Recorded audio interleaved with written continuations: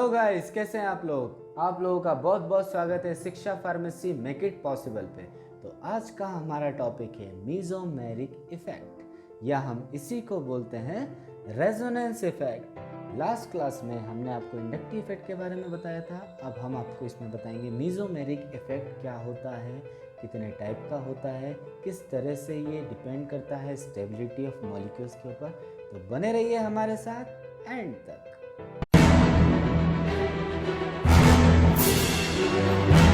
चलिए शुरू करते हैं मीजोमेरिक इफेक्ट और रेजोनेंस इफेक्ट। तो हाँ, हमने लास्ट क्लास में पढ़ा था हाइपर कंजुगेशंस के बारे में, ठीक है। उससे पहले हमने पढ़ा था इंडक्टिव इफेक्ट के बारे में। तो अब हम पढ़ने वाले मीजोमेरिक इफेक्ट के बारे में। तो थोड़ा रिवीजन कर लेते हैं। जो इंडक्टिव इफेक्ट होता है वो सिंगल बॉन्ड में होता है, सैचुरेटेड पोजीशन पे होता है। वो भी दो टाइप का होता है, प्लस आई इफेक्ट और माइनस आई इफेक्ट। और इसी तरह से हम पढ़ने वाले हैं मीजोमेरिक इफेक्ट या रेजोनेंस इफेक्ट, ठीक है। तो ये होता है, ये कहाँ होता है, जो डीलोकलाइजेशन जहाँ पे प्रेजेंट होता है, डीलोकलाइजेशन जहाँ पर डीलोकलाइजेशन होता है, किसका डीलोकलाइजेशन होता है, पाई बॉन्ड का।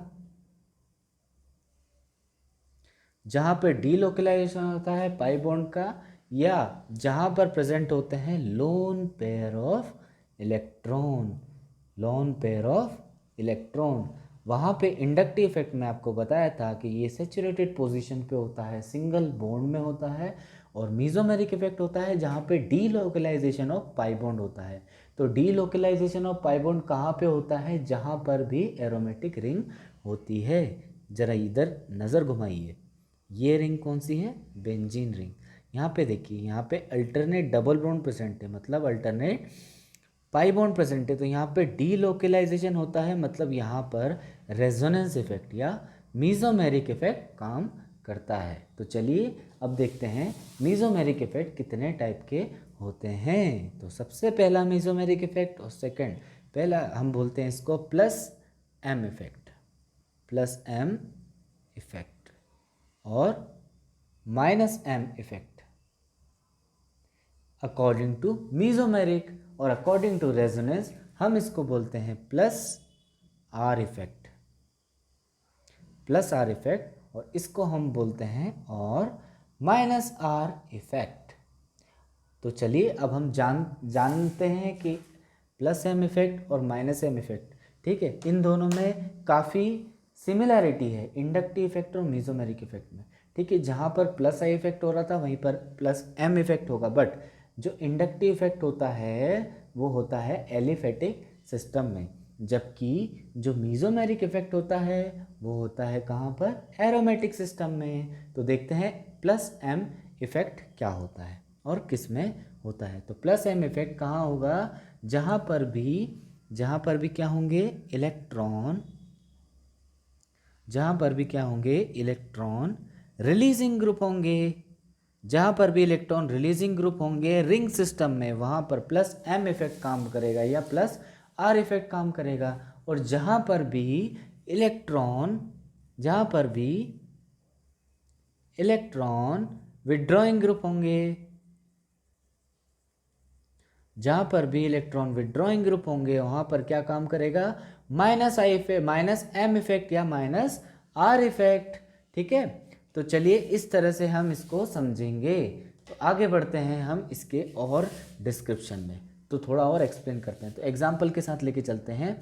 तो इलेक्ट्रॉन रिलीजिंग ग्रुप, जो इलेक्ट्रॉन रिलीजिंग ग्रुप होंगे, सपोज कीजिए ये एक सिस्टम है, ये एक रिंग सिस्टम है।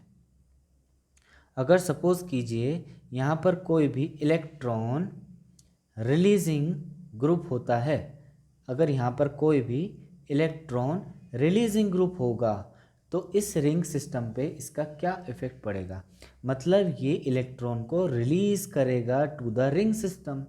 मतलब यहाँ पर जो रिंग सिस्टम होगा, यहाँ पर क्या होगा, इसमें जो इलेक्ट्रॉन्स होते हैं रिंग के, वहाँ पे इलेक्ट्रॉन की डेंसिटी जो होती है वो क्या हो जाती है, बढ़ जाती है। इलेक्ट्रॉन की डेंसिटी क्या हो जाती है, इंक्रीज हो जाती है या बढ़ जाती है, क्योंकि यहाँ पर इलेक्ट्रॉन रिलीजिंग ग्रुप, या हम इसी को बोलते हैं electron donating group, electron releasing group या इलेक्ट्रॉन डोनेटिंग ग्रुप। जब इलेक्ट्रॉन अपने रिलीज करते हैं, कहाँ रिलीज करते हैं, रिंग सिस्टम में रिलीज करेंगे, तो क्या होगा, इलेक्ट्रॉन की डेंसिटी बढ़ जाएगी। कहाँ पे बढ़ जाएगी, रिंग सिस्टम में बढ़ जाएगी। लेकिन अगर सपोज कीजिए जस्ट इसका अपोजिट, इसी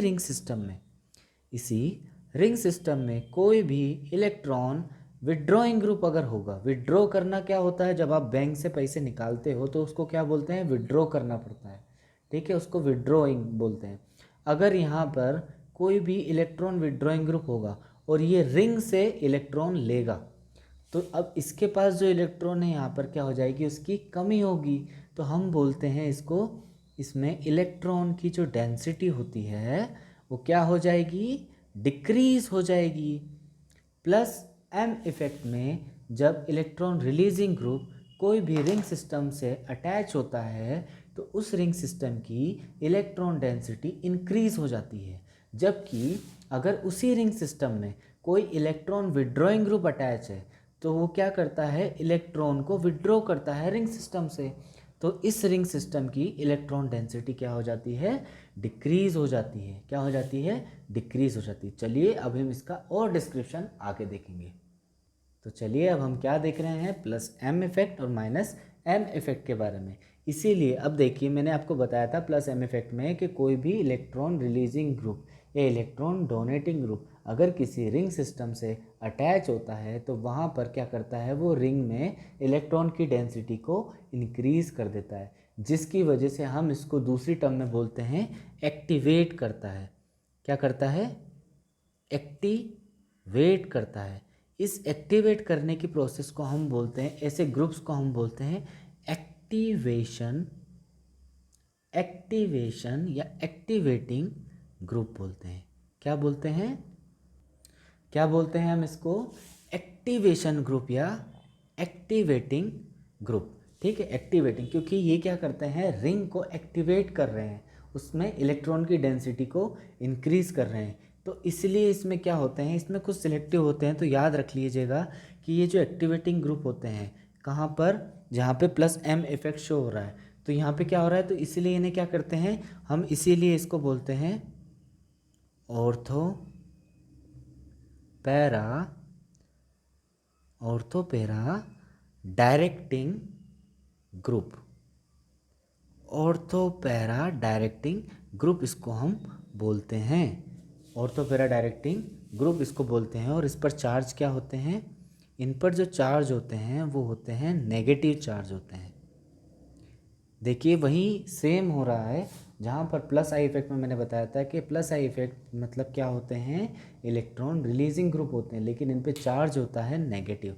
उसी तरह से प्लस एम इफेक्ट में भी ये है, इसको एक्टिवेशन ग्रुप बोलते हैं, ऑर्थो पैरा डायरेक्टिंग ग्रुप बोलते हैं, और इन पर चार्ज भी क्या होता है, नेगेटिव चार्ज होता है। जस्ट इसका अपोजिट अगर हम बात करते हैं माइनस एम इफेक्ट की, तो माइनस एम इफेक्ट क्या कर रहा है, इसमें होते हैं इलेक्ट्रॉन, इसमें क्या होते हैं, इलेक्ट्रॉन विड्रॉइंग ग्रुप होते हैं। इलेक्ट्रॉन विड्रॉइंग ग्रुप होते हैं मतलब ये रिंग की क्या कर रहा है, इलेक्ट्रॉन की डेंसिटी को कम कर रहा है। अब इलेक्ट्रॉन की डेंसिटी को अगर ये कम कर रहा है मतलब ये क्या कर रहा है, जो रिंग सिस्टम है उसको क्या कर रहा है, डीएक्टिवेट कर रहा है।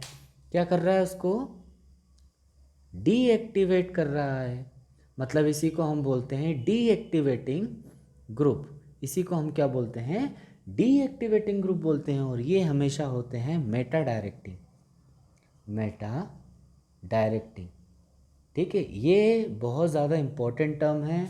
ठीक है, ये होते हैं ऑर्थो पैरा डायरेक्टिंग अगर एक्टिवेटिंग ग्रुप की बात हो रही है, और ये होते हैं डीएक्टिवेटिंग ग्रुप जो कि होते हैं मेटा डायरेक्टिंग। जब भी कोई भी रिएक्शन की मैकेनिज्म बनती है तो उसमें बेसिक्स कौन से काम आते हैं, मीसोमेरिक इफेक्ट, इंडक्टिव इफेक्ट और हाइपर कंजुगेशन। तो इसको ध्यान से सुनिए। ठीक है, अब हम पढ़ने वाले हैं इसके एग्जाम्पल। ठीक है, तो डीएक्टिवेटिंग ग्रुप के एग्जाम्पल होते हैं, कौन कौन से एग्जाम्पल होते हैं, सबसे पहला होता है NO2। ठीक है, दूसरा होता है SO2, तीसरा होता है CN, फिर होता है SO3H। ये डीएक्टिवेटिंग ग्रुप की श्रेणी में आते हैं, डीएक्टिवेटिंग ग्रुप की लिस्ट में आते हैं। ठीक है, और अब हम देखते हैं इसमें क्या होते हैं, जैसे कि कुछ कार्बोनिल ग्रुप्स भी होते हैं, C double bond OH, CHO aldehyde acid, ठीक है, और CF3, ये डीएक्टिवेटिंग ग्रुप के एग्जाम्पल्स हैं। अब हम पढ़ने वाले हैं एक्टिवेटिंग ग्रुप के एग्जाम्पल, ठीक है। तो प्लस M इफेक्ट, या हम इसी को बोलते हैं एक्टिवेटिंग ग्रुप, एक्टिवेटिंग ग्रुप। तो इनके कुछ एग्जाम्पल देखते हैं, तो स्ट्रॉन्ग, इसमें कुछ टर्म आती है। सबसे पहला आता है strong activating group. Strong activating group जो होते हैं उनमें आते हैं अमीन, प्राइमरी अमीन और सेकेंडरी अमीन, ठीक है। फिर इसमें आते हैं हाइड्रोक्सी, इसमें क्या आते हैं, हाइड्रोक्सी आते हैं। फिर हम पढ़ते हैं मॉडरेट एक्टिवेटिंग ग्रुप के बारे में। मॉडरेट एक्टिवेटिंग ग्रुप क्या होते हैं, तो मॉडरेटिंग एक्टिवेटिंग ग्रुप में आते हैं एग्जाम्पल, जो बहुत ज़्यादा इम्पोर्टेंट है, जो मिथॉक्सी ग्रुप होता है, या NH C double bond O CH3 amide, इसको क्या बोलते हैं, अमाइड। अमाइड ग्रुप भी मॉडरेट एक्टिवेटिंग ग्रुप में आता है। फिर जो होते हैं सबसे weak activating group, weak activating group में एग्जाम्पल आता है बेंजीन का C6H5, और इसमें अल्काइल भी होते हैं। इसमें जितने भी अल्काइल वगैरह वो होते हैं, एक तो बेंजीन हो गया, मतलब जितने भी अपने प्लस आई इफेक्ट जो शो करते हैं वो होते हैं वीक एक्टिवेटिंग ग्रुप। क्या होते हैं वो, वीक एक्टिवेटिंग ग्रुप होते हैं। अब हम पढ़ते हैं कि जो डी एक्टिवेटिंग ग्रुप में मैंने आपको बताया था कि जो एक्टिवेटिंग ग्रुप होते हैं वो होते हैं ऑर्थो पैरा डायरेक्टिंग, लेकिन कुछ डी एक्टिवेटिंग ग्रुप भी होते हैं जो कि ऑर्थो पैरा डायरेक्टिंग होते हैं। उनके एग्जाम्पल ये एक्सेप्शन है, ठीक है, और एक्सेप्शन से ही क्वेश्चन ज़्यादा आते हैं। तो याद रखिए माइनस आई इफेक्ट हम इसको बोल रहे थे डी एक्टिवेटिंग ग्रुप, इसको क्या बोल रहे थे, डीएक्टिवेटिंग ग्रुप। अब ऐसे डीएक्टिवेटिंग ग्रुप जो कि क्या होते हैं, ortho para directing. Ortho para directing कौन कौन से ऐसे डीएक्टिवेटिंग ग्रुप होते हैं, तो उनमें सबसे फेमस होता है फ्लोरीन, क्लोरीन, ब्रोमीन और आयोडीन, ठीक है, फ्लोराइड, क्लोराइड, ब्रोमाइड या आयोडाइड, ठीक है। क्योंकि बिकॉज इसमें क्या होता है, माइनस आई इफेक्ट, बिकॉज इसमें माइनस आई इफेक्ट क्या होता है, वेरी पावरफुल होता है, वेरी पावरफुल होता है। मतलब जितना ज़्यादा माइनस आई इफेक्ट, जितना ज़्यादा माइनस इंडक्टिव इफेक्ट, उतना ही ज़्यादा माइनस एम इफेक्ट, और उतना ही कम रेजोनेंस इफेक्ट, ठीक है, उतना ही कम रेजोनेंस इफेक्ट। तो ठीक है, इस तरह से याद रखिएगा, ठीक है। तो चलिए अब हम आगे बढ़ते, अब हम कुछ रेजोनेंस देख लेते हैं इसके इलेक्ट्रॉन, किसके, इलेक्ट्रॉन विड्रॉइंग ग्रुप के। जितने भी इलेक्ट्रॉन विड्रॉइंग ग्रुप अगर किसी रिंग सिस्टम पर लगे हैं तो उनके रेजोनेंस किस तरह से बनेंगे।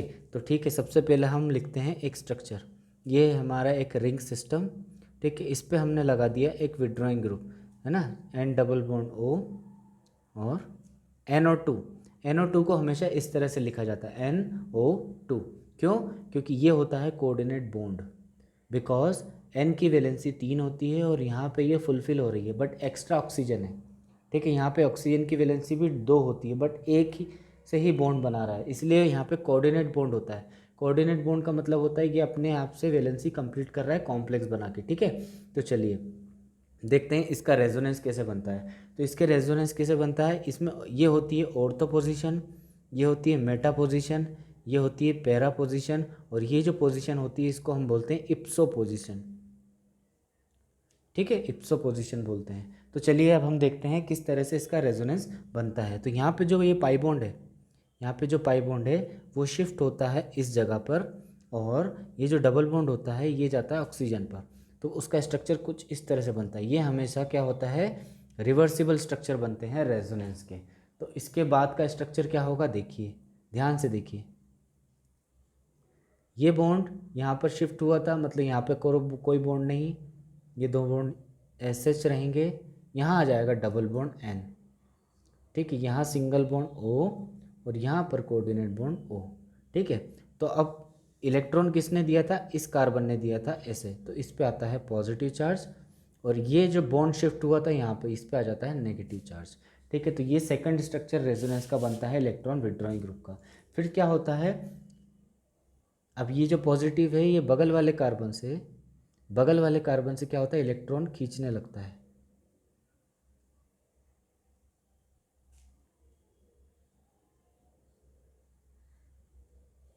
इस तरह से खींचेगा, तो इसका स्ट्रक्चर किस तरह से बनेगा, इधर देखिए, ये हमने बना दिया,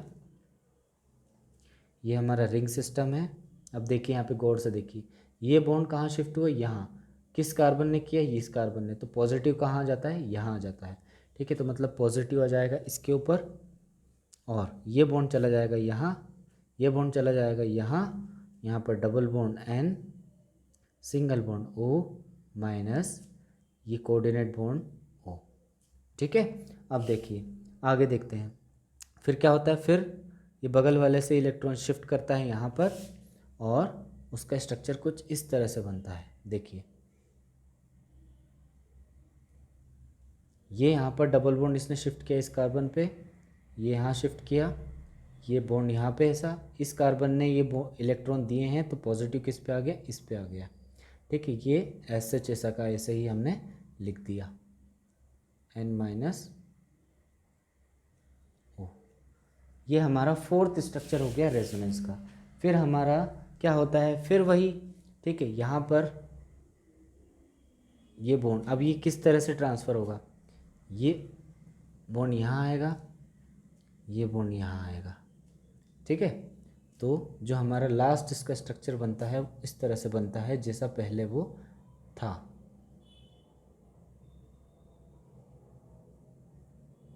ठीक है, ये तीनों बॉन्ड यहाँ, डबल बॉन्ड ओ, और तो ये पहला स्ट्रक्चर, ये second structure, third structure, fourth structure और 5 स्ट्रक्चर।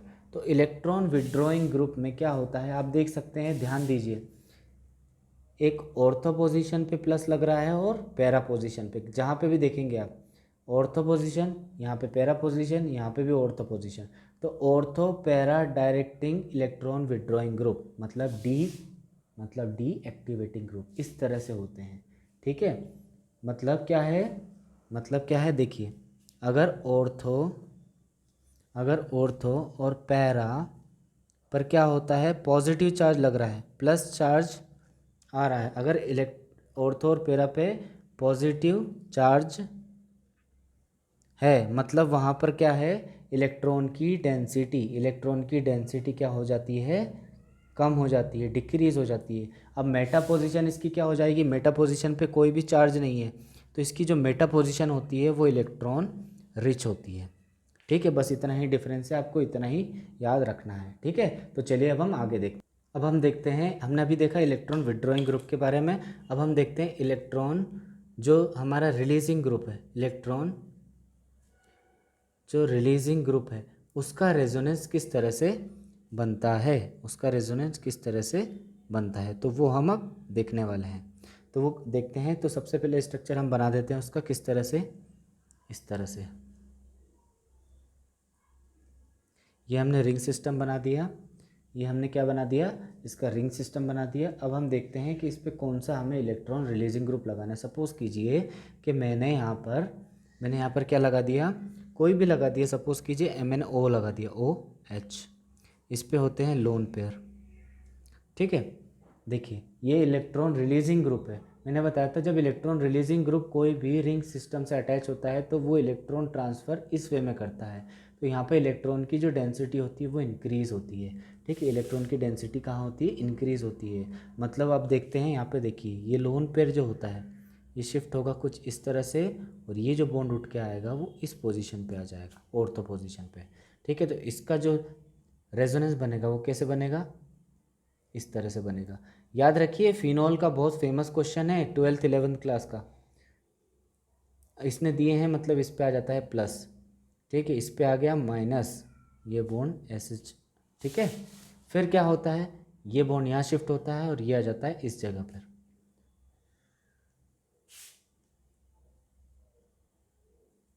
ठीक है, ये आ गया नेगेटिव चार्ज यहाँ, ये डबल बॉन्ड SHOH और इस पे पॉजिटिव चार्ज। फिर नेक्स्ट ये उठ के आ जाता है इधर, ये आ जाता है वापस से ऑर्थो पे। ठीक है, तो देखिए इधर यहाँ आ गया नेगेटिव, ये बॉन्ड SH, यहाँ डबल बॉन्ड OH और यहाँ पर पॉजिटिव चार्ज, और ये लोन पेयर इस पर एक तो था ही जो पहले से चल रहा है। ठीक है, ये एक लोन पेयर चल रहा है, एक ने शिफ्ट किया था। ठीक है, तो चलिए ये आ गया, फिर वापस से ये यहाँ शिफ्ट होगा और ये इस पे आ जाएगा वापस से लोन पेयर घूम के। तो जो हमारा लास्ट स्ट्रक्चर जो रेजोनेंस का बनता है वो वैसा ही बन जाएगा जैसा वो था, मतलब OH लोन पेयर। तो ये इसके स्ट्रक्चर हैं किसके, इलेक्ट्रॉन रिलीजिंग ग्रुप के रेजोनेंस स्ट्रक्चर। तो अब देखिए यहाँ पर भी नेगेटिव चार्ज आ रहा है ऑर्थो पोजीशन पे और पैरा पोजीशन पे। तो हम क्या बोलते हैं, जो एक्टिवेटिंग ग्रुप में ऑर्थो और पैरा पोजीशन पर, ऑर्थो और पैरा पोजीशन पे क्या आ रहा है, नेगेटिव चार्ज आ रहे हैं। मतलब यहाँ पे क्या हो रही है, इसकी इलेक्ट्रॉन की जो डेंसिटी हो रही है, वो इंक्रीज़ हो रही है। नेगेटिव चार्ज मतलब इलेक्ट्रॉन की डेंसिटी बढ़ रही है। ठीक है, मतलब समझ में आया, इलेक्ट्रॉन की डेंसिटी किस हिसाब से बढ़ाते हैं, तो इस तरह से इलेक्ट्रॉन देकर वो इलेक्ट्रॉन की डेंसिटी बढ़ाते हैं। अब मैं बहुत इंपॉर्टेंट पॉइंट बताने वाला हूँ, ध्यान से सुनिए। कोई भी रिएक्शन में दो चीज़ें आती हैं, सबसे पहला होता है रिएक्टिविटी और दूसरा आता है ओरिएंटेशन। रिएक्टिविटी मतलब होता है किस तरह से वो रिएक्शन कर रहा है कोई भी रिएजेंट। ओरिएंटेशन का मतलब होता है कि डिसलोकेशन या डिसओरिएंटेशन या alternation of delocalization of bonds या इलेक्ट्रॉन्स। ठीक है, ओरिएंटेशन। तो जो रिएक्टिविटी होती है, रिएक्टिविटी को जो होता है कंट्रोल कौन करता है, reactivity controlled by inductive effect. ध्यान से सुनिए, reactivity controlled by inductive effect. Inductive effect control करता है रिएक्टिविटी को, और ओरिएंटेशन को कंट्रोल कौन करता है, ओरिएंटेशन कंट्रोल्ड बाय रेजोनेंस और मीजोमेरिक इफेक्ट। ये question 2017 GPAT exam, 2013, 2015, 2019 GPAT exam, many types of pharmacist exam, such question उठ के आया है। Reactivity is controlled by inductive effect और orientation is controlled by mesomeric effect. ठीक है, ये हमारा मेन पॉइंट था आज के लेक्चर का, जहाँ से 100% क्वेश्चन आता है आपको हर एग्जाम में, हर क्वेश्चन पेपर में मिलेगा ही मिलेगा। ठीक है, तो चलिए अब हमारा जो रेजोनेंस और मीजोमेरिक इफेक्ट का जो लेक्चर है वो अब हम यहीं ख़त्म करते हैं। चलिए हमारे साथ, आप बहुत बहुत धन्यवाद आपका एंड तक वीडियो को देखने के लिए। और अगर आपने एंड तक वीडियो देखा है मतलब आपको वीडियो अच्छा लगा है। अगर वीडियो अच्छा लगा है तो कृपया इसको लाइक कर दीजिए, शेयर कर दीजिए एंड अपने दोस्तों तक बताइए। ऑर्गेनिक केमिस्ट्री के कॉन्सेप्ट क्लियर किए जा रहे हैं, वो भी फ्री में, और सब्सक्राइब ज़रूर करें चैनल को। तो बने रहिए हमारे साथ, घर पे रहिए, ध्यान रखिए, गुड बाय।